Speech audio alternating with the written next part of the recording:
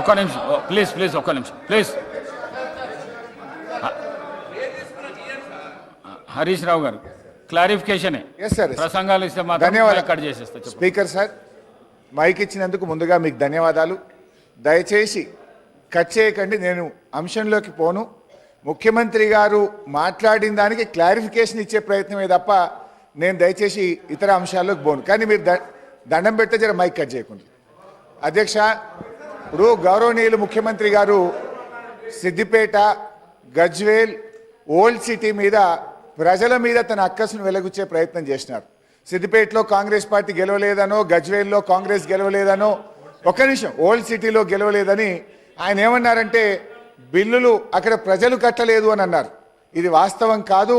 అక్కడ ఏదైనా ఒక లిఫ్ట్ ఇరిగేషన్ ప్రాజెక్టుదో ఒక ఇండస్ట్రియలిస్ట్ ఎవరైనా కట్టకపోతే ఇవాళ మీరు ప్రభుత్వంలో ఉన్నారు కనుక మీరు ఆ బిల్లులు వసూలు చేయండి తప్ప మొత్తం ఆ నియోజకవర్గ ప్రజల్ని బదనాం చేసే విధంగా మాట్లాడడం సబబు కాదు అని మీ ద్వారా విజ్ఞప్తి చేస్తున్న అధ్యక్ష. ఇక రెండో విషయం అధ్యక్ష, ముఖ్యమంత్రి గారు ఇంకో విషయం అన్నారు. బీఆర్ఎస్ పార్టీ కాంగ్రెస్తో పొత్తు పెట్టుకుంది, తెలుగుదేశంతో పెట్టుకుంది, ఎంఐఎంతో పెట్టుకుందని అన్నారు అధ్యక్ష.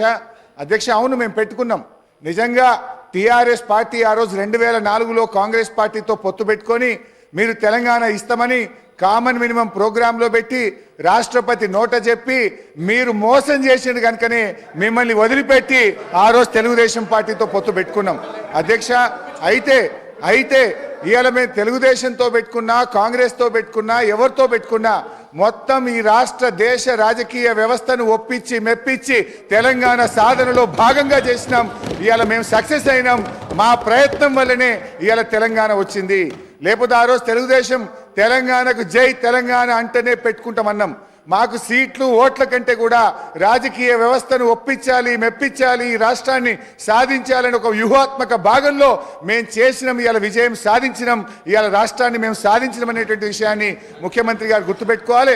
ముఖ్యమంత్రి గారు ఆయన వ్యక్తిగతంగా పదవుల కోసం ఆయన పార్టీలు మారింది తప్ప మేము ఇతర రాజకీయ పార్టీలతో పొత్తు పెట్టుకుంటే తెలంగాణ కోసం మేము పెట్టుకున్నాం అధ్యక్ష.